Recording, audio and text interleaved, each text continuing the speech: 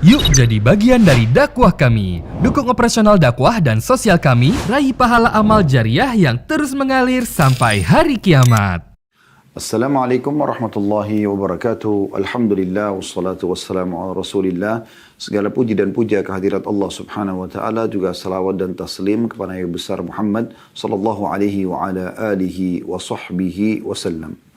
Saudaraku seiman, bertemu lagi insyaallah di sore hari Senin. Seperti biasa, lepas asar pukul 16.00 kita akan membedah buku kumpulan doa dalam Al-Quran dan hadis Nabi alaihi salatu wassalam yang ditulis oleh Syekh Sa'id rahimahullah. Dan kita akan masuk ke bab 49 pada kesempatan ini, yaitu doa untuk orang yang sakit saat menjenguknya. Ya. Sebelum kita membaca doa-doa yang diajarkan dan disampaikan oleh beliau, tentu yang dinukil dari ajaran baginda Nabi SAW, kami ingin menyampaikan dulu tentang masalah sakit ini. Ya.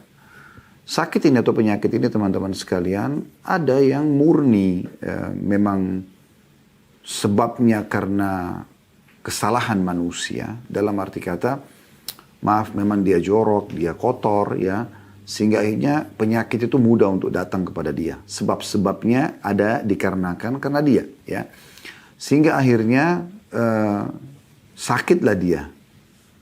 Nah ini tentu dalam pandangan syariat Islam dia dianggap karena kesalahan dia, namun tetap dosa-dosa ini akan atau penyakit ini akan menjadi pembersih dosa dia bila dia memang bersabar dalam menerima itu dan ikhtiar mencari jalan keluar untuk berobat.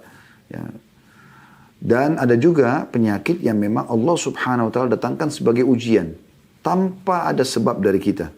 Bangun tidur tiba-tiba sakit, padahal sebenarnya tadinya sehat, tidak ada masalah gitu kan.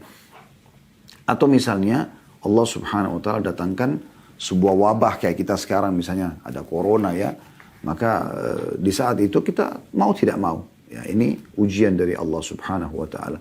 Ini juga sama ya, kita bersabar dalam menghadapinya. Tapi yang jelas teman-teman sekalian, dalam masalah penyakit ini ada banyak hikmah. Ada banyak hikmah. Karena kalau manusia tidak pernah sakit sama sekali, maka dipastikan mereka tidak akan mengetahui nikmat kesehatan itu sendiri. Ini penting sekali. Kalau Anda tidak pernah lapar, ya, tidak akan pernah tahu nikmatnya kenyang. Kalau Anda tidak pernah capek, Anda tidak akan pernah tahu nikmatnya istirahat. Ya. Demikian juga dengan sehat ini.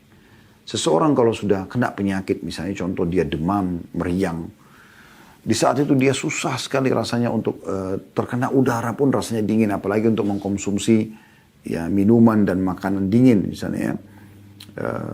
Maka berat sekali bagi dia. Ya. Tetapi di saat itu kalau dia lihat ada orang yang sedang sehat, dan orang sehat ini dengan enaknya dia mengkonsumsi minum di depan mata orang yang sedang sakit ini, situlah dia bisa tahu, oh ternyata kalau sehat itu luar biasa ya, bisa menikmati apa saja yang dia inginkan ya. Nah di saat itu dia bisa menilai, oh ternyata kesehatan itu sesuatu yang sangat bermahal, sangat bernilai dan mahal gitu.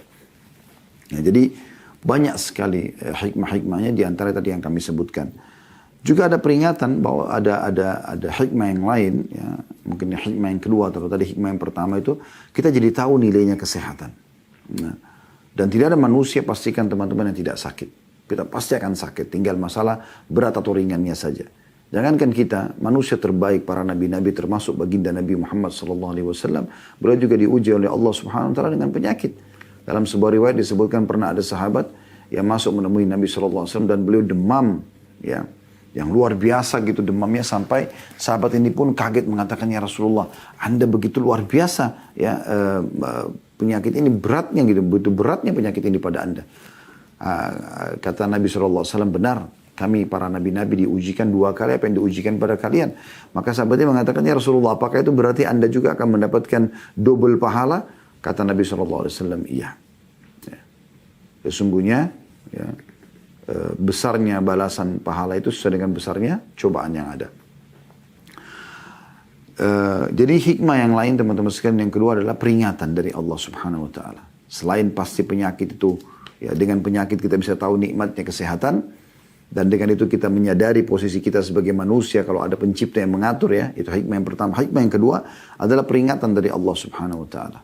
Peringatan ya. Bagi orang yang memang dasarnya melakukan dosa-dosa, nah ini peringatan buat dia.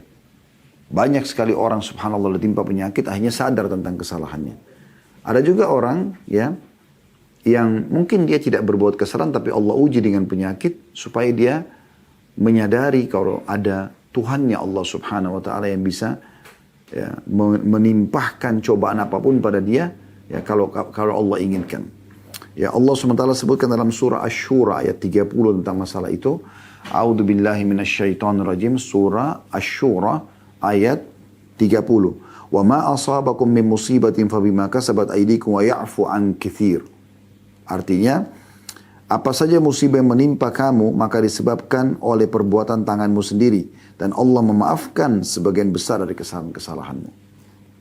Ya, ini sebagai peringatan dari Allah Subhanahu wa taala. Allah memberikan peringatan kalau seseorang yang berbuat salah itu justru ini karena akibat perbuatanmu.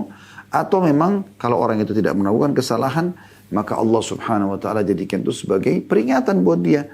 Ya, agar dia menyadari ada Tuhannya Allah Subhanahu wa taala. Di saat itu dia bisa lebih mendekatkan diri kepada Allah Subhanahu wa taala. Subhanallah, pada saat musibah sedang datang teman-teman sekalian, sekecil atau sebesar apapun, sekecil sampai sebesar apapun musibah itu, maka akan lebih memudahkan kita untuk bisa merasa kehadiran Tuhan Allah Subhanahu wa taala. Kita merasakan keberadaan Allah Subhanahu wa taala. Itu sangat luar biasa, terasa kental gitu ya. Dibandingkan kita sedang tidak ada cobaan, maka mungkin biasa saja. Ada kita rasakan ya keimanan kita kepada Allah, tapi beda sekali di saat kita sedang membutuhkan Tuhan kita. Kita menikmati sekali sujud kita, ya, kita menikmati sekali ibadah kepada Allah Subhanahu wa taala, berdoa, berzikir dan selanjutnya dan seterusnya. Kemudian yang ketiga, Allah Subhanahu wa taala hendak membersihkan dosa hamba-hambanya dengan penyakit.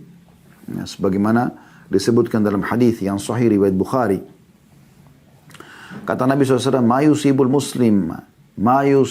muslima min nasabin wala wasabin wala hammin wala huznin wala adhan wala ghammin hatta syaukati yushakuha illa kaffarallahu biha min khatayahu." Tidaklah seorang muslim ditimpa kepenatan, penyakit, kegelisahan, kesedihan, sakit hati, dan duka cita. Hingga duri yang menyakitinya kecuali ya, dengannya Allah menghapuskan sebagian dosa-dosanya. Jadi jelas sekali, tidak ada yang menimpa seorang muslim dari kepenatan, penat saja. Ya. Capek, letih ya. Penyakit apapun, mau ringan ataupun berat. Ya, tentu makin berat, makin besar pembersihan dosanya. Kegelisahan, kesedihan, sakit hati, duka cita, kata Nabi SAW. Hingga duri yang menyakitinya, kecuali dengannya Allah menghapus sebagian dosa-dosanya. Jadi memang Allah SWT dengan hikmah penyakit ini akan membersihkan ya, dosa-dosa hamba-hambanya. Bahkan ada sebuah hadis, ya, sebuah riwayat yang pernah kami dengarkan.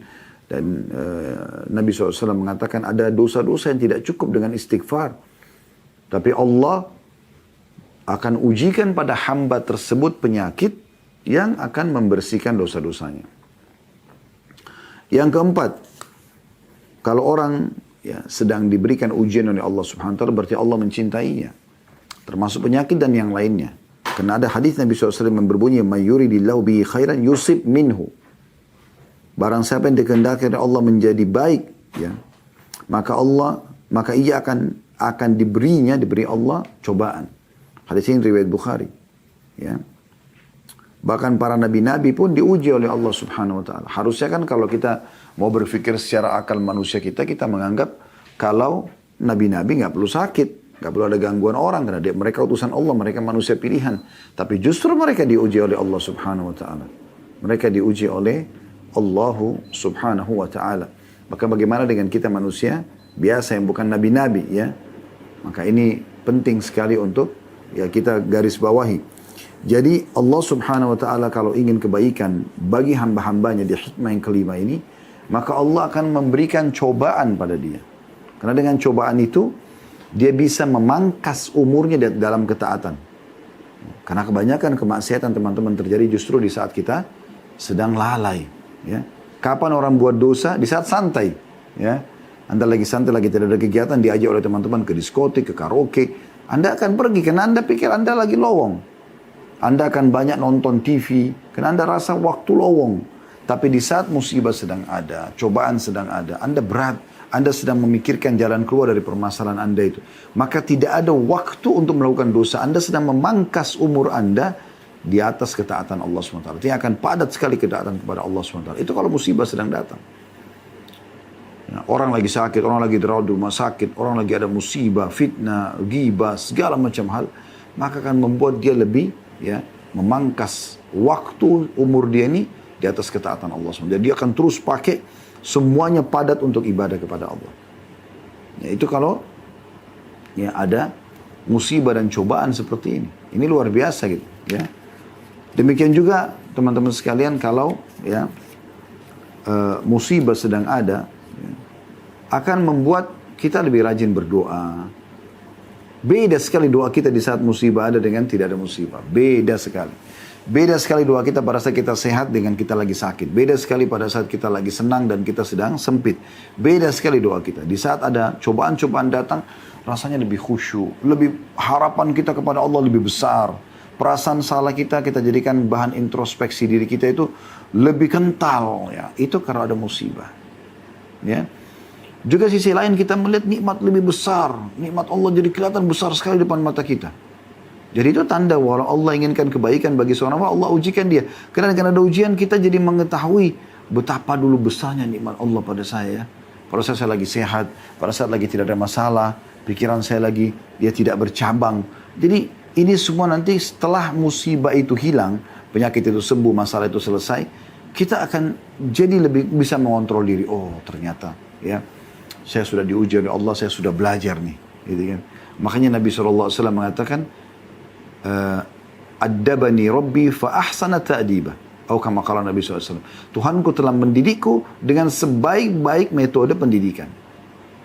Jadi Allah SWT itu sangat luar biasa dalam mendidik hamba-hambanya. Kemudian yang kelima, mendapatkan pahala di akhirat. Ya. Jadi dari balasan musibah kita itu ada pahala yang melimpah kita bisa dapatkan di akhirat nanti. Ya. Sebagaimana dari hadis yang sempat saya sebutkan, ada seorang sahabat bernama Abdullah radhiyallahu anhu, beliau mengatakan aku mengunjungi Rasulullah SAW saat beliau demam yang sangat panas. Ya.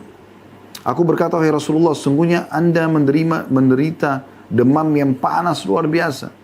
Karena sahabat Abdullah ini memegang sampai di atas selimut Nabi SAW pun tembus suhu panas itu, saking panasnya. Maka beliau mengatakan, ajal, inni ru'aku kama yu'aku rajulani minkum. Benar kata Nabi SAW. Sesungguhnya aku menderita demam panas ini berlipat ganda. Seperti dua orang laki-laki di antara kalian yang menderita demam.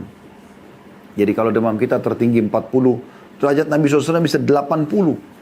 2 kali lipat. Padahal beliau seorang Nabi. Coba bayangkan. Ya. Kalau sudah kita sebutkan banyak hikmah-hikmah daripada penyakit itu. Maka Abdullah berkata, dengan demikian berarti Anda mendapatkan 2 pahala ya Rasulullah. Kata Nabi SAW, ajal, zalika kadzalik. Benar, memang begitu kejadiannya. Nah, hadis ini diriwayatkan oleh Imam Bukhari. Dan Nabi SAW sudah mengatakan, siapapun yang sedang ditimpa musibah di antara kalian, maka ingatlah musibahku. Otomatis itu akan meringankan musibah dia. Yang keenam, kesempatan untuk bersabar. Kapan kita dapatkan pahala sabar? Justru pada saat sedang ada cobaan. Penyakit lah, gangguan orang lah, segala macam. Justru di situ. Kalau lagi tidak ada, bagaimana? Apa kita mau sabar dalam apa? Gitu. Pahala sabar ini perlu kita raih juga. Dan perlu Anda ketahui bahwasanya banyak sekali firman Allah Subhanahu wa taala yang memuji orang-orang yang sabar ya. Orang-orang yang sabar, orang-orang yang menerima apa yang Allah Subhanahu wa taala ujikan kepada mereka ya. Sebagaimana Allah mengatakan innama yuwaffas sabiruna ajrahum bighairi hisab. Sungguhnya orang-orang sabar itu mendapatkan pahala mereka tanpa ada hisab lagi. Tanpa ada hisab lagi. Jadi besar sekali pahalanya gitu.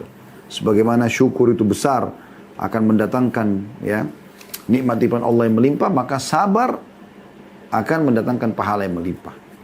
Sampai dalam sebuah hadis Bukhari kata Nabi SAW, nanti orang-orang yang ujiannya sedikit di dunia, pada saat melihat orang-orang yang banyak ujian di dunia mendapatkan pahala yang melimpah di hari kiamat, mereka berharap kembali ke dunia untuk digunting-gunting kulit mereka. Saking besarnya balasan hanya dengan sedikit bersabar dalam ujian di muka bumi ini. Dalam sebuah riwayat dari Ibnu Abbas radhiyallahu anhu, beliau berkata kepada muridnya Atha bin Abi Rabah rahimahullah, seorang ulama tabi'in, maukah aku perlihatkan kepadamu tentang seorang ahli surga, wanita ahli surga? Mau enggak aku ceritakan kepadamu seorang wanita ahli surga? Maka kata Atha, tentu. Kata Ibnu Abbas radhiyallahu anhu, seorang wanita berkulit hitam pernah mendatangi Nabi SAW seraya berkata, sesungguhnya aku terkena epilepsi, ya, penyakit ayan. Dan aku takut terbuka auratku tanpa aku sadari, berdoalah kepada Allah untukku agar disembuhkan. Kata Nabi SAW apa? In syi'ti sabarti walakil jannah wa in syi'ti da'utullaha ayyu'afiyaki. Kalau kau mau, bersabarlah, maka bagimu surga. Apa itu sabar? Bukan elus dada duduk manis, ya sudah sering kita sampaikan itu. Tapi menerima takdir Allah. Anda bangun pagi, flu, demam. Anda terima dulu, oh Allah sedang uji saya. Anda bangun tidur, tiba-tiba ada yang fitnah, ada yang sakitin, ada yang segala macam. Oh iya, ini cobaan dari Allah. Anda terima dulu. Itu namanya sabar. Kemudian ikhtiar, mencari jalan keluar yang tidak melanggar syariat untuk menyelesaikan perkara Anda itu. Penyakit dan yang lainnya. Kata Nabi SAW, jika engkau mau, engkau bersabar, engkau akan dapat surga. Jadi tetap ikhtiar, terima dulu keputusan Allah, kamu ikhtiar. Ya. Sampai nanti Allah berikan jalan keluar. Atau kau mau aku berdoa sekarang, Allah bisa sembuhkan kamu. Bisa. Ya. Tapi tidak ada jaminan surga ini. Nggak ada pahala sabar yang melimpah yang nanti bisa dipanen. Maka wanita itu mengatakan, aku akan bersabar. Hadis ini diriwayatkan Imam Bukhari. Bahkan dalam riwayat hadis ini, sempat wanita itu mengatakan, kalau begitu ya Rasulullah, kalau saya sedang kambuh, seringkali aurat saya tersingkap ya. Coba berdoa sama Allah kalau gitu, supaya kalau kambuh tidak kena. Ya. Tidak terbuka aurat saya. Maka Nabi SAW pun mendoakan dia. Jadi ini contoh saja. Ya. Kemudian juga yang ketujuh, hikmahnya adalah kita bisa bersyukur kepada Allah dalam setiap keadaan. Banyak orang berpikir bersyukur hanya kalau nikmat ada. Tidak. Sedangkan ada musibah juga kita disuruh bersyukur. Karena Allah sebagai pencipta lebih tahu. Allah tidak ingin keburukan buat kita. Tapi Allah datangkan dengan hikmahnya yang luar biasa. Yang manusia banyak tidak faham masalah itu. Tapi bersangka baiklah dengan Tuhan Anda. Wahai saudaraku seiman. Karena disebutkan dalam sebuah hadis ya. Kana idza ra'a ma yuhibbu qala alhamdulillahilladzi bi ni'matihi tatimmus shalihat.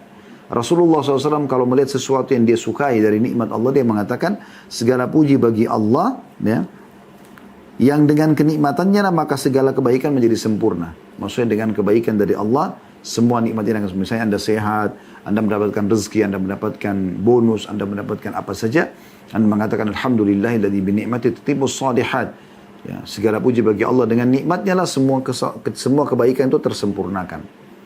Dan dikatakan wa idza ra'a ma yukrihuhu, dan kalau Nabi SAW lihat apa yang dia tidak suka ya, dari cobaan segala macam, qala alhamdulillah ala kulli hal, segala puji bagi Allah di atas semua keadaan. Hadis ini disahihkan oleh Syarban dalam silsilah ahadits sahihah ya. Jadi banyak sekali hikmah daripada penyakit itu sendiri. Banyak sekali hikmah daripada penyakit. Baik. Kalau ada orang yang sedang diuji dengan penyakit, teman-teman sekalian, Anda dianjurkan, baik Anda sedang ditimpa atau Anda sedang menjenguk orang yang sakit. Yang pertama, kalau Anda sedang sakit tetap bersabar. Anda sedang diuji tetap bersabar. Ya. Kami sudah bacakan tadi firman Allah SWT dalam surah Az-Zumar ayat 10 ya. Potongan akhir ayat, innama yuwaffas sabirun ajran bighairi hisab. Sesungguhnya orang-orang sabar itu ya, yang dicukupkan pahala mereka tanpa batas. Jadi sabar saja. Gitu. Dan disebutkan dalam sebuah hadis Nabi SAW, hadis yang masyhur. Hadis ini riwayat Imam Muslim. Ajaban di amril mu'min, sungguh mengagumkan perkara orang beriman. Inna amro kulluhu khair. Karena semua urusan yang beriman baik semuanya. Walaysa dzalika li ahadin illa lil mu'min. Itu tidak dimiliki kecuali oleh orang-orang beriman saja. In asabathu sarra'u syakar fakana khairan lah. Kalau dia diberikan nikmat dia bersyukur. Wa in, itu baik buat dia. Wa in asabathu dharra'u sabara fakana khairan lah. Dan kalau dia diberikan cobaan maka dia bersabar dan itu juga baik buat dia. Jadi ingat, kami pernah ingatkan teman-teman sekalian, syukur dan sabar ini ibarat dua sayap dalam kehidupan kita. Harus dua-duanya berimbang. Harus dua-duanya berimbang. Jadi nggak bisa tidak, ya. Harus dua-duanya berimbang. Jadi syukur dan sabar ini dua sayap. Anda nikmat ada, Anda bersyukur. Ada cobaan ada, Anda bersabar. Ini harus sama, balance. Ada orang, teman-teman, dapat nikmat dia bersyukur, alhamdulillah. Tapi saat musibah datang, dia berkeluh kesah. Nah ini tidak berimbang ini. Karena dia seperti cuma menggunakan satu sayap. Dan sayap yang satunya ini patah. Nggak bisa, nggak stabil hidupnya. Ya.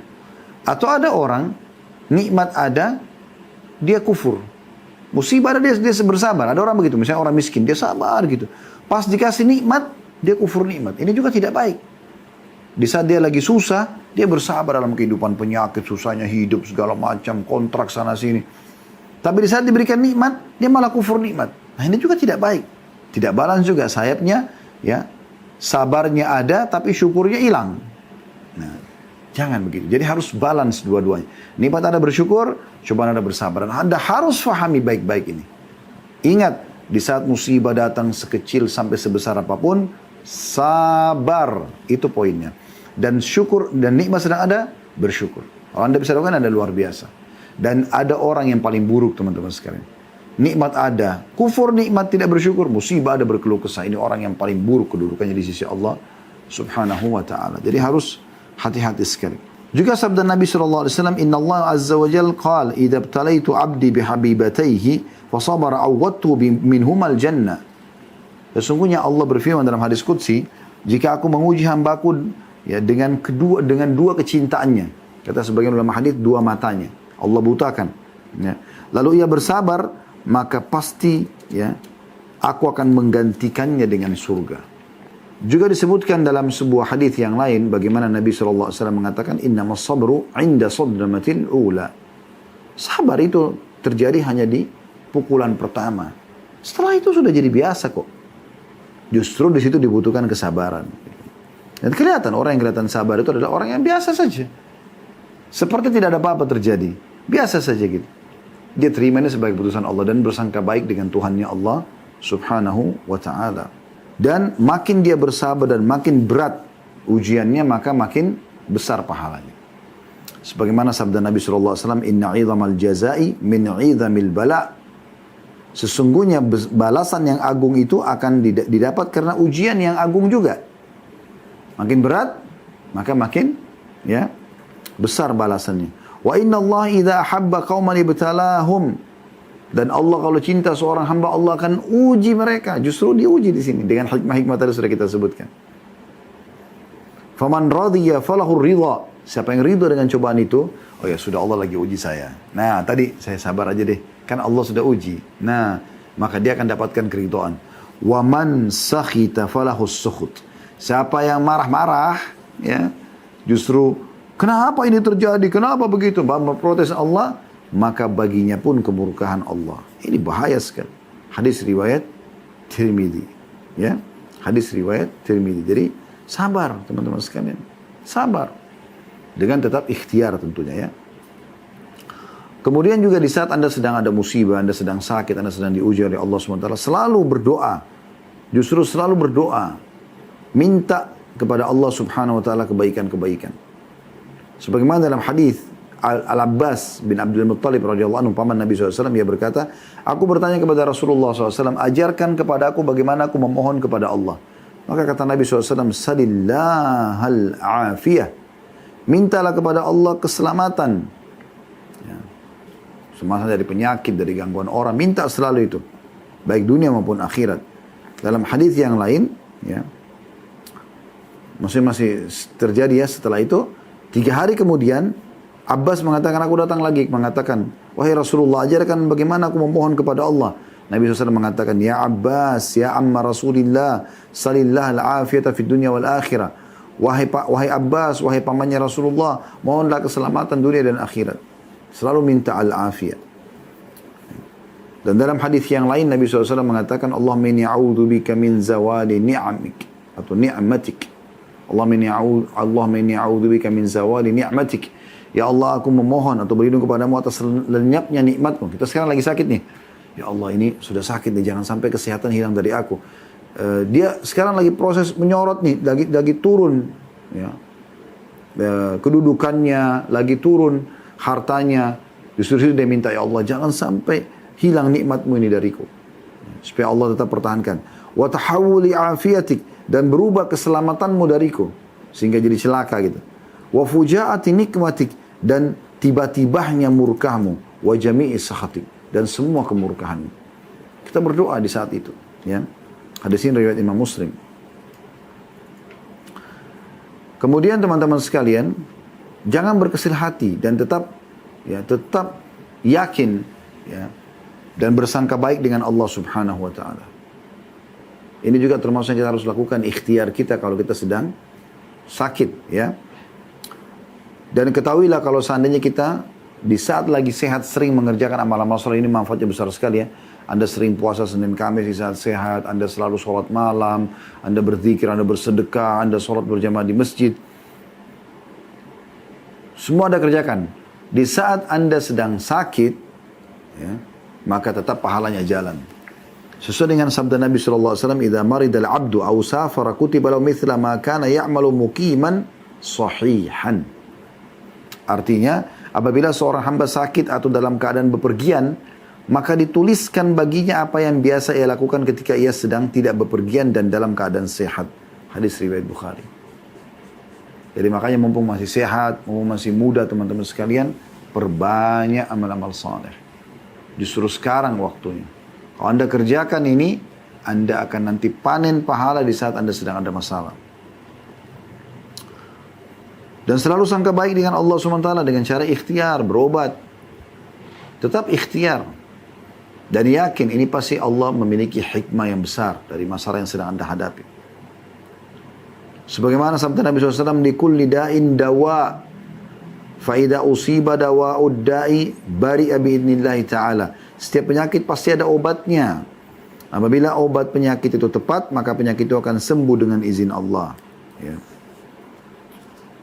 Juga sabda Nabi SAW dalam hadis qudsi, Allah berfirman, Yaqulullahu azza wa jalla, Allah yang maha mulia dan maha tinggi berfirman, "Ana inda dhanni 'abdi bi wa ana ma'ahu idza da'ani." Aku selalu sesuai dengan prasangka hambaku, bersangka baik, ya, pada Allah, maka aku akan beserta dia atau selalu bersamanya. Jika dia berdoa kepada aku, maka aku akan terima, aku akan berikan. Nah, hadis ini diriwayatkan Ahmad dan disahihkan oleh Syekh Albani. Jadi kita bersangka baik. Kemudian juga lakukan teman-teman sekalian bersedekah. Ya, bersedekah ini kalau Anda sedang ada musibah, Anda sedang sakit. Ya. Karena kata Nabi SAW, "Da'u mardhakum bis sadaqah." Obati orang-orang sakit kalian dengan bersedekah. Ya. Dan ini sanadnya Hasan di ghairihi, disebutkan oleh Al-Mudhir dalam Targhib wa Tarhib, dan sanadnya di Hasan ghairikan, ya, oleh Syekh Albani rahimahullah. Jadi ini kalau Anda sedang ada musibah ataupun cobaan, termasuk di sini sedang kita bahas masalah penyakit. Baik. Sekarang teman-teman sekalian kita masuk ke bahasan kita. Dari tadi itu semua tentang masalah penyakit, ya. Doa untuk orang yang sakit saat menjenguknya. Jadi tadi sudah kita sebutkan hikmah daripada penyakit supaya kita terima itu. Kemudian juga sudah kita sebutkan apa yang harus kita lakukan kalau kita sedang sakit, ya. Poin-poinnya. Sekarang kita masuk kalau kita sedang menjenguk orang sakit, dan ini yang menjadi bahasan kita sebenarnya dalam doa yang sedang kita bahas, ya. Namun sebelum kita masuk lagi ke doa yang kita akan bahas insyaallah, saya akan coba sebutkan hadis Nabi SAW, hadis yang mulia. Hadis ini diriwayatkan Imam Muslim, ya, dalam kitab Al-Birri was-Silah, ya. Dan ini hadis sahih, kata Nabi SAW, "Inna Allah azza wa jalla yaqulu yaumal qiyamah." Allah yang maha mulia dan maha tinggi berfirman pada hari kiamat nanti, "Ya bna Adam, maridtu falam ta'udni." Wahai anak Adam, aku sakit tapi kau tidak pernah menjengukku. Qala ya Rabbi, kaifa a'uduka wa anta rabbul alamin. Maka hamba itu akan mengatakan, wahai Tuhanku, bagaimana bisa aku menjengukmu sementara engkau adalah Tuhan alam semesta? Qala ama alimta anna abdi fulanan marida falam ta'udhu. Kata Allah SWT, apakah kau tidak tahu bahwasanya hambaku si fulan, jadi orang kenalannya orang ini, ya, lagi sakit, Tapi dia sengaja tidak mau menjenguknya, temannya, kerabatnya, orang tuanya, saudaranya, dan seterusnya. Maka kata Allah SWT, bukankah kau tahu bahwasanya hambaku si fulan, disebutkanlah orang yang dikenal oleh orang ini, sakit. Tapi kau tidak menjenguknya, amma alimta annaka law udtahu lawajadtani indah. Ya. Dikatakan, ketahuilah kata Allah Subhanahu wa taala. Kalau seandainya kau menjenguknya, kau akan dapati aku ada di sisinya. Maksudnya, engkau akan mendapati apapun ya yang kau inginkan, nanti aku akan penuhi karena rahmatku selalu ada bersama dengan orang yang menjenguk orang sakit. Juga Abu Hurairah meriwayatkan, dia mengatakan bahwa Rasulullah SAW bersabda, siapa di antara kalian yang pada hari ini berpuasa? Abu Bakar mengatakan, aku. Jadi satu hari pernah Nabi SAW tanya, siapa yang puasa? Waktu itu hari puasa, hari Senin dan atau Kamis ya. Kata Abu Bakar, saya atau aku. Nabi SAW mengatakan, siapa di antara kalian pada hari ini menjenguk orang yang sakit? Kata Abu Bakar, aku. Ya. Lalu kata Nabi SAW, siapa di antara kalian yang hari ini menghadiri jenazah? Kata Abu Bakar, aku. Nabi SAW bersabda, siapa di antara kalian yang pada hari ini memberi makan orang miskin? Kata Abu Bakar, aku. Maka perawi hadis yang bernama Marwan berkata, telah sampai kepadaku bahwa Nabi SAW bersabda, Mashtama'a hadir khisalu fi rajulin fi yaumin illa dakhala al-jannah.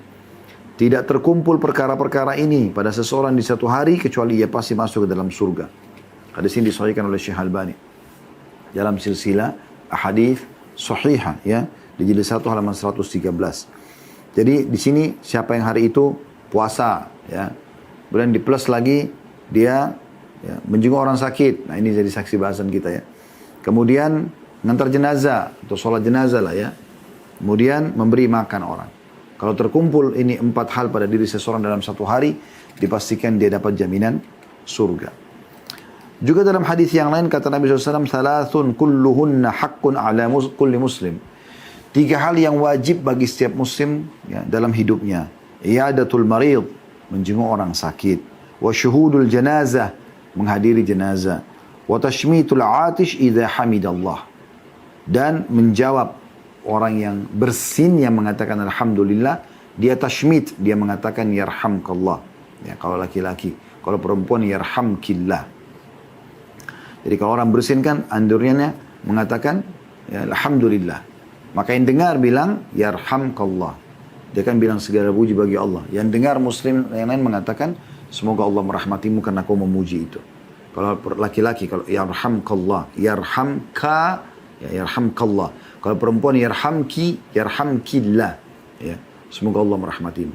Maka tentu orang yang didoakan ini yang bersin juga mengatakan Yahdikumullah wa yuslih balakum. Semoga Allah memberikan anda petunjuk dan memperbaiki keadaan anda. Nah, ini sunnahnya.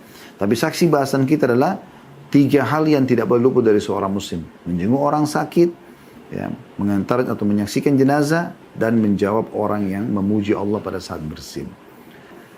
Kita masuk sekarang, apa yang harus kita lakukan kalau kita menjenguk orang yang sedang sakit. Ya. Yang pertama sekarang yang harus lakukan adalah katakan sesuatu yang baik. Doa yang baik. Ya. Nanti akan kita sebutkan diantaranya di bab ke-49 ini. Doa pertama adalah kita mengatakan la ba's tahurun insyaallah. Ya. Semoga ini tidak masalah. Penyakitmu ini tidak masalah. Musibahmu ini tidak masalah. Gitu kan. Semoga sakitmu ini menjadi pembersihan dosa-dosamu insyaallah. Ini riwayatkan Imam Bukhari di jilid 10 halaman 118. Ini sesuai dengan hadis Ummu Salamah radhiyallahu anha. Ada hadis Nabi SAW bahwasanya Rasulullah SAW bersabda, "Idza hadartumul marida awil mayyita faqulu khairan fa innal malaikata yu'minuna ala ma taqulun." Apabila kalian mendatangi orang yang sedang sakit atau meninggal, maka katakanlah yang baik karena para malaikat mengaminkan apa yang kalian katakan. Hadis riwayat Muslim. Jadi kalau kita sedang jenguk orang sakit, ketemu orang sedang ada musibah, menghadiri jenazah orang mati, ucapkan kalimat yang baik. Semoga insya Allah kau lekas sembuh, tidak apa-apa, ini jadi pembersihan dosa. Ya, kalau orang meninggal, ya Allah semoga engkau maafkan kesalahannya, kasihanilah dia ya Allah. Gitu kan, terimalah amal-amal solehnya. Jadi begitu, ucapan kalimat-kalimat yang baik. Ini sesuai dengan sabda Nabi SAW tadi. Hadits Ummu Salamah. Saya ulangi, kata Nabi SAW, idza hadartumul marida awil mayyita, kalau kalian sedang menjenguk orang sakit atau menghadiri orang yang sedang meninggal, Faqulu khairan. Katakan yang baik-baik. Fa innal malaika yu'minuna ala ma taqulun. Karena malaikat mengaminkan apa yang kalian ucapkan. Ya. Kemudian jangan lupa tadi di antara kata-kata yang baik adalah tadi yang kita bilang ya, tahur, la ba's tahur insyaallah. Ini doa pertama kita di bab ke-49 halaman 131 di poin A-nya ya. Tidak mengapa, semoga sakitmu membersihkan dosa-dosamu insyaallah. Dan doa ini juga bisa kita sebutkan walaupun di anak kecil ya, pada anak kecil. Kemudian doa yang kedua di situ di poin B-nya kita membaca as'alullahal azim rabbal arsyil azim ayyashfiyaka. Jadi kalau kita bagi tiga doa ini, as'alullahal azim, aku mohon kepada Allah yang maha agung, rabbal arsyil azim, pemilik singgasana yang agung, ayyashfiyaka, agar menyembuhkan penyakitmu ini. Ya, ini disebutkan ada footnote nomor 180. Rasulullah SAW bersabda, perhatikan hadits ini agung sekali ya. Bagian pegang bukunya tolong dilihat di halaman 131 footnote 180 di bawah. Rasulullah SAW bersabda, tidaklah seorang hamba muslim mengunjungi seorang yang sakit yang belum datang ajalnya, selama belum saatnya dia mati. Lalu dia membaca sebanyak 7 kali doa tadi. As'alullahal azim, rabbal arsyil azim, ayyashfiyaka. Ya, perhatikan di situ lafaz akhirnya ayyashfiyaka. Itu kalau laki-laki. Kalau perempuan ayyashfiyaki, diganti jadi kasrah ya. Kata Nabi SAW, kalau dia baca datang menjenguk seorang yang sakit, siapapun yang sedang sakit, Anda coba praktikin dan yakin dalam hati ya. Kalau Anda mau saudara Anda, kerabat Anda, sahabat Anda, saudara Anda muslim itu sembuh, maka baca 7 kali doa ini. As'alullahal azim, rabbal arsyil azim, ayyashfiyaka. Kalau laki-laki, ayyashfiyaka. Kalau perempuan, 7 kali. Kata Nabi SAW, selama ajalnya belum datang, pasti Allah sembuhkan. Hadis ini diriwayatkan Tirmidzi dan juga Abu Daud. Ini hadis yang agung sekali. Ya. Dijamin oleh Nabi SAW kalau akan sembuh. Akan sembuh. Dan kalau Anda mengunjungi orang yang sedang sakit ini, selain Anda doakan, seperti nanti akan ada banyak doa-doa juga yang akan kita sebutkan insyaAllah, maka Anda juga dianjurkan berdoa buat diri Anda sendiri ya. Ada doa yang Anda dianjurkan baca ya. Ya, sebagaimana sabda Nabi SAW, man ra'a mubtalan faqal, siapa yang melihat orang yang sedang diuji oleh Allah lalu dia mengucapkan alhamdulillahilladzi afani mimma btalaka bihi, segala puji bagi Allah yang telah menyelamatkan aku dari apa yang diujikan kepadamu. Saya ulangi, alhamdulillahilladzi ya, afani mimma btalaka bihi, segala puji bagi Allah yang telah menyelamatkan aku dari apa yang diujikan kepadamu, wa faddalani ala katsirin mimman khalaqa tafdila, dan telah ya, memberikan karunia kepada aku atas kebanyakan makhluk ciptaannya dengan sebenar-benar karunia. Ya. Kata Nabi SAW, lam yusibhu dhalikal bala, maka dia tidak akan ditimpa cobaan itu. Ya, jadi kalau kita lagi sehat, kita juga orang sakit, kita berdoa seperti ini, alhamdulillahilladzi afani mimma btalaka bihi wa faddalani ala katsirin mimman khalaqa tafdila, maka kita tidak akan dikena penyakit yang sama. Ada orang yang sedang bangkrut, kita mengatakan alhamdulillahilladzi afani mimma btalaka bihi wa faddalani ala katsirin mimman khalaqa tafdila. Kita tidak akan bangkrut.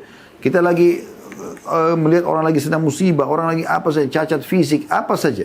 Baca ini, alhamdulillahilladzi afani mimma btalaka bihi wa faddalani ala katsirin mimman khalaqa tafdila. Jadi ini luar biasa, ini harus diperhatikan. Ya. Saya langsung sambung ke bab ke-50 ya. Ini penting juga untuk karena masih berhubungan dengan orang sakit, yaitu keutamaan menjenguk orang sakit. Walaupun tadi sudah sempat kita sebutkan ya, keutamaan atau anjuran orang menjenguk orang sakit, tapi ada hadis ini mulia yang memang belum kita sebutkan tadi. Anda bisa lihat di bab nomor 50, keutamaan menjenguk orang sakit, beliau mengangkat Rasulullah SAW bersabda, apabila seseorang menjenguk saudaranya sesama muslim, maka dia bagaikan berjalan di kebun buah-buahan surga hingga dia duduk. Apabila dia sudah duduk, maka rahmat meliputinya. Apabila dia menjenguk di pagi hari, maka 70.000 malaikat bersalawat kepadanya hingga sore hari. 70.000 malaikat berdoa agar Anda mendapatkan rahmat Allah. Diberikan rezeki, disembuhkan penyakit, dikeluarkan dari permasalahan. Ini luar biasa, salah satu password kata kunci keluar dari musibah. Jenguk orang sakit. Ada 70.000 malaikat. Kalau dia jenguk pagi hari, 70.000 malaikat mendoakan dia sampai sore hari. Apabila dia menjenguk di sore hari, maka 70.000 malaikat bersalawat kepadanya hingga pagi hari. Kalau dia datang sore hari kayak kita sekarang sore hari begini, maka 10 menit aja dia datang ke rumah sakit, dia jenguk di rumahnya, saudaranya, kerabatnya, orang tuanya yang sedang sakit, saudara muslim yang lain, tetangga misalnya. Kemudian dia pergi, ya. 10 menit lalu dia pulang gitu maksudnya. Maka dari sore itu sampai besok pagi, 70.000 malaikat non-stop mendoakan dia. 70.000, satu aja malaikat doakan sudah luar biasa. Anda bisa lihat di situ punten nomor 181, ya, diriwayatkan Tirmidzi, Ibnu Majah dan Ahmad, dan ini juga disebutkan oleh Syekh Albani dalam Sahih Ibnu Majah dan juga Sahih Tirmidzi, ya. Dan hadis ini disepakati oleh umumnya ulama-ulama hadis bahwasanya hadis ini adalah hadis yang sahih. Ini luar biasa, ya, keutamaan ini.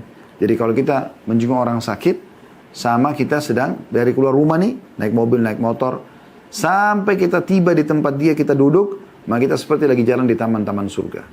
Ya. Dan memetik buah-buahnya ini. Ya, sampai kita duduk, ya, jadi kita kayak jalan di taman-taman surga.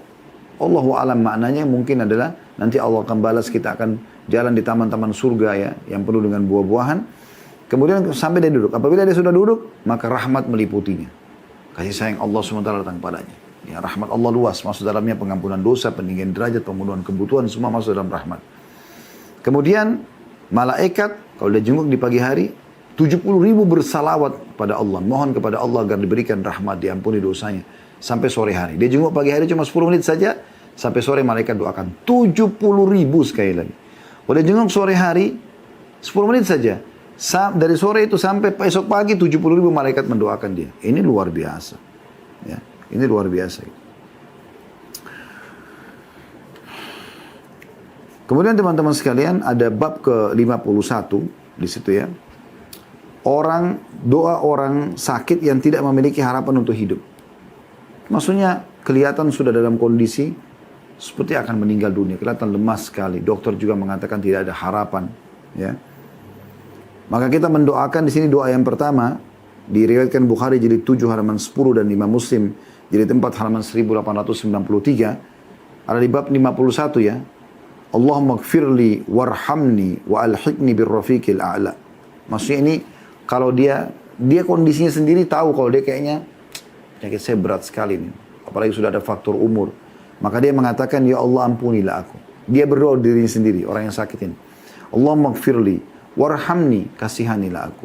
Wa alhiqni birrafiqil a'la, dan susurkanlah aku dengan para kekasih di surga yang paling tinggi. Ini yang disebutkan oleh Nabi SAW pada saat beliau meninggal, bari rafiqul a'la. Ya, beliau memilih tempat tertinggi di surga. Nabi SAW memasukkan kedua tangan beliau ke dalam air, lalu beliau mengucapkan atau mengusap wajahnya pada saat beliau sudah merasa sudah sangat sakit, ya, kemungkinan akan meninggal. Beliau mengambil air lalu mengusap wajahnya sambil mengatakan, La ilaha illallah inna lil mauti la sakarat. Tidak ada Tuhan yang berhak disembah kecuali Allah. Sungguhnya kematian itu memiliki sakarat atau rasa sakit atau rasa yang penuh dengan kekhawatiran. Kita dianjurkan mengucapkan La ilaha illallah. Hadis riwayat Bukhari jilid 8 halaman 144. Ini bagi orang yang dirinya sudah tidak ada harapan gitu. Dia sendiri harus berdoa. Dia sudah tahu penyakitnya, dia sudah rasa lemas sekali. Penyakitnya sudah komplikasi, ya. Dalam riwayat lain dia mengatakan la ilaha illallah wallahu akbar, la ilaha illallah wahdahu, la ilaha illallah wahdahu la syarikalah, la ilaha illallah lahul mulku wa lahul hamdu, la ilaha illallah wala hawla wala quwata illa billah. Tidak Tuhan yang berhak disembah kecuali Allah. Allah Maha Besar. La ilaha illallah wallahu akbar. La ilaha illallah wahdah. Tidak Tuhan yang berhak, ya, disembah kecuali Ia satu saja. Ya, Ia semata. La ilaha illallah wahdahu la syarikalah, ya. Lahul mulku wa lahul hamd. Tidak ada Tuhan yang berhak disembah kecuali dan tidak ada sekutu bersamanya, ya. Miliknya lah kerajaan dan miliknya puji-pujian. La ilaha illallah wa la hawla wa la quwata illa billah. Tidak ada Tuhan yang berhak disembah kecuali Allah dan tidak ada daya dan kekuatan kecuali milik Allah. Kecuali milik Allah. Ya, ini kalau dia melihat dirinya sudah tidak ada harapan lagi, ya. Dan bagi Anda yang sedang menjenguk orang yang sedang sakit, dianjurkan Anda mengingatkan tentang kalau misal dianggap ini orang takutnya nanti sudah meninggal nih, gitu kan. Anda ingatkan supaya dia memperbanyak kalimat la ilaha illallah, ya. Anda juga mengingatkan dia tentang taubat nasuha.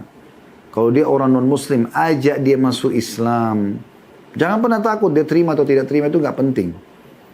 Karena pernah disebutkan dalam sebuah riwayat yang sahih diriwayatkan oleh Bukhari, bahwasanya Nabi SAW pernah datang dan duduk di atas kepala, maksudnya di bagian atasnya ranjang, dan Nabi SAW datang di atas kepala, bagian kepala, bagian atas ranjang seorang anak muda Yahudi. Kemudian Nabi tahu orang ini sudah akan meninggal. Kata Nabi SAW, masuk Islam lah. Maka anak itu melirik ke ayahnya ada di dekat situ. Lalu kata ayahnya, Ati Abul Qasim, ikutilah ayahnya Qasim, maksudnya Nabi SAW. Maka orang itu pun syahadat. Pas habis syahadat meninggal. Subhanallah. Kata Nabi SAW, Alhamdulillahilladzi anqadhahu minan nar. Segala puji bagi Allah yang telah menyelamatkan dia dengan syahadat ini dari api neraka. Dari api neraka. Ada pertanyaan di sini teman-teman sekalian. Boleh nggak kalau kita sedang menjenguk orang sakit, memang kita menangis? Karena orang ini sangat agung kedudukannya di sisi kita, ya. Ayah kita, ibu kita, pasangan hidup kita, anak kita. Kita merasa sedih. Boleh nggak kita menangis? Boleh. Tapi ingat, lisan tidak boleh mengucapkan sembarangan. Karena disebutkan dalam sebuah riwayat bahwasanya Nabi SAW dan Abdurrahman ibn Auf pernah menjenguk Sa'ad ibn Ubadah radhiyallahu anhum ajma'in. Jadi Nabi SAW bersama Abdurrahman bin Auf radhiyallahu anhu menjenguk Sa'ad ibn Ubadah pada saat beliau sedang sakit keras radhiyallahu anhu. Maka ketika tiba, saat lagi dikerumuni oleh kerabat-kerabatnya, lalu mereka semua pindah, memberikan ruang untuk Nabi SAW mendekat kepada Sa'ad. Lalu kata Nabi SAW, apakah sudah meninggal? Kata mereka, belum ya Rasulullah. Maka tiba-tiba Nabi SAW meneteskan air mata. Ya. Lalu beliau bersabda, Ala tasma'una inna Allah la yu'adzibu bidam'il aini, wala bihusnil qalbi, walakin yu'adzibu bihada, wa asyara ila lisanihi. Sallallahu alaihi wasallam. Artinya, tidakkah kalian mendengar bahwa Allah tidak akan menyiksa dengan air mata? Kalau orang menangis karena sedih, itu tidak disiksa dia dan tidak disiksa juga orang yang sedang sakit atau orang yang sedang menghadapi kematian itu. Dan juga Allah tidak akan menyiksa dengan kesedihan hati, karena itu alami manusia, gitu kan, manusiawi. Akan tapi dia Allah akan menyiksa dengan sebab beliau memberikan isyarat dengan lidahnya. Ini lisannya yang ngomong sembarangan nih. Kenapa dia yang sakit, kenapa dia yang mati, kenapa bukan saya? Nah, ini yang tidak boleh. Itu namanya niyaha. Ya, niyaha. Pukul-pukul badan, jambak rambutnya, ucapin kata-kata yang tidak benar. Ini semua yang berbahaya. Ya. Kemudian kita juga boleh teman-teman sekalian kalau menjenguk orang sakit, menanyakan kabar dia, menanyakan. Karena pernah disebutkan dalam sebuah riwayat, diriwayatkan Imam Bukhari, Aisyah berkata, radhiyallahu anha, pada saat Nabi SAW datang ke kota Madinah, Abu Bakar dan Bilal sakit. Secara bersamaan dua-duanya sedang sakit. Dan kebetulan dua-duanya berada di satu tempat. Maka Aisyah mengatakan, aku pun menjenguk mereka. Lalu aku bertanya, wahai ayahku bagaimana kabarmu? Lalu Aisyah pun bertanya pada Bilal, wahai Bilal bagaimana keadaanmu? Ini riwayat Bukhari. Berarti ini menandakan, boleh saja seorang laki-laki menanyakan kabar wanita yang sedang sakit. Atau wanita yang sedang sakit menanyakan kabar laki-laki. Karena Aisyah di sini bertanya pada Bilal, Bilal bukan mahramnya tapi bukan berduaan, ya. Menanyakan kabar dibolehkan saja. Misalnya karena di sini berpapasan juga Abu Bakar sedang bersama dengan Bilal di satu tempat.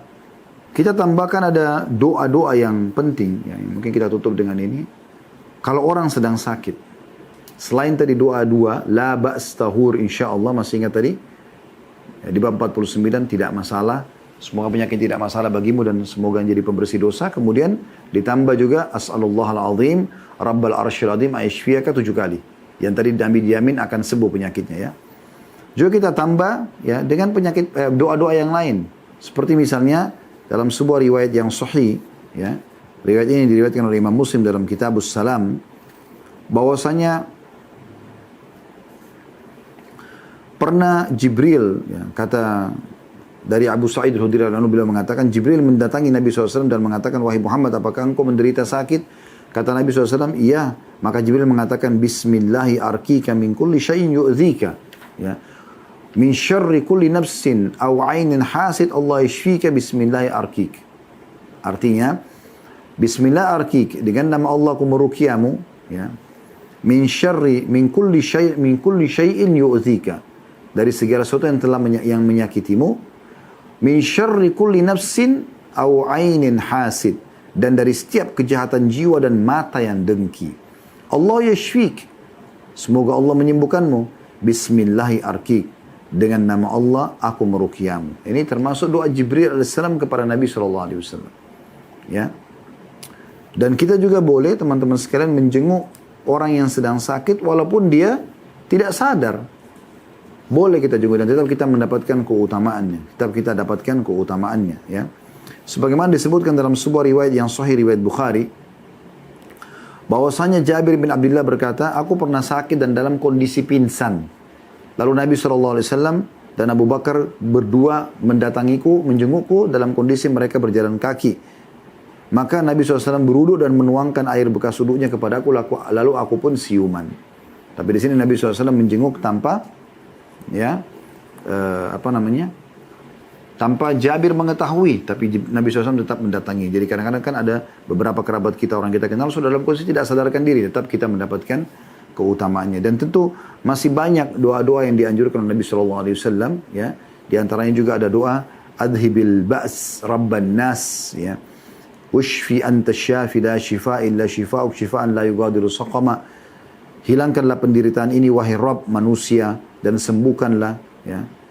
Karena engkaulah yang maha penyembuh, tidak ada kesembuhan selain kesembuhan darimu, yakni kesembuhan yang tidak meninggalkan penyakit.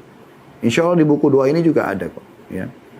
Dan di beberapa buku-buku doa yang lain juga ada. Ya. Di dia tentang masalah ruqyah syariah juga ada. Kemudian juga ada doa, Adhibil ba's rabban nas biyadika syifa'u la kashifa illahu illa ant. Ya, artinya, Adhibil ba's rabban nas, hilangkanlah penderitaan ini wahai Rabb manusia, biyadika asyifa'. Di tanganmu lah kesembuhan itu, la kashifa lahu illa ant. Tidak ada yang menghilangkan penyakit itu kecuali engkau. Nah, ini termasuk kita dianjurkan untuk baca, ya. Dan kami menyarankan teman-teman sekalian, insya Allah ada buku yang menarik, masih tulisan si penulis kita, ya, Syekh Sa'id bin Wahf Al-Qahtani. Ada buku beliau, terjemahannya panduan sholat bagi orang sakit, disertai kabar gembira dan kemudahan menurut sunnah. Ya. Harganya Rp15.000. Ini mirip dengan ini tapi lebih lengkap. Bahasanya lebih banyak kepada tentang doa-doa, keutamaan orang yang sakit dan tata cara sholat. Dan juga ada buku yang lain, bimbingan rohani untuk orang sakit, tuntunan untuk pasien, dokter, perawat, keluarga yang menjenguk. Juga sama terbitan pustaka Ibnu Umar, ditulis oleh Ibu Muhammad Ibnu Saleh bin Hasbullah. Ya. Ini juga buku, menurut saya dua-duanya insya Allah bagus untuk melengkapi bahasan kita. Allahu'alam.